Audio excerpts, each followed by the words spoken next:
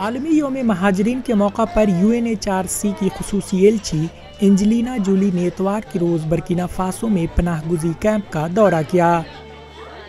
اس دورے کا مقصد دنیا بھر کے لوگوں کی توجہ بے گھر ہونے والے لوگوں کے معاملے پر دلانا ہے۔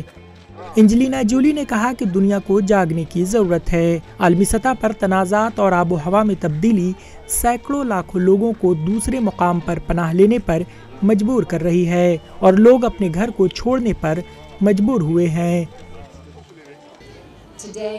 مہاجرین کی تعداد میں اضافہ ہو رہا ہے۔ ہم عالمی سطح پر جس سمت جا رہے ہیں ہمیں جاگنا ہوگا۔ بہت سارے تنازعات پیدا ہو رہے ہیں اور موسمیاتی تبدیلی بہت سارے لوگوں کو گھر چھوڑنے پر مجبور کر رہی ہے، اور اگر اس کا حل نہیں ہوا تو لاکھوں لوگوں کو مستقبل میں گھر چھوڑنا پڑے گا اور ایسے میں واپسی کا کوئی امکان نہیں ہے۔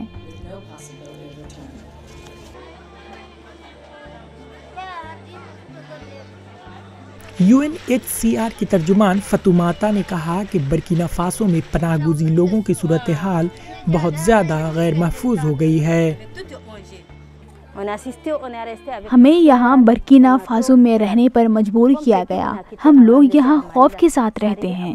ہم نے مالی میں کیا چھوڑا ہے یہ برکینا میں ہوا، لیکن یہ برکینا کا مسئلہ نہیں ہے، یہ پورے افریقہ کا مسئلہ ہے۔ آج ایسا کوئی ملک نہیں ہے جہاں کوئی مسئلہ نہیں ہو۔ دہشت گردی کا مسئلہ پورے افریقہ میں ہے۔ مغربی اور وسطی افریقہ کے ساحلی علاقے سے بے گھر ہونے والے بحران سے برکینا فاسو کافی متاثر ہے۔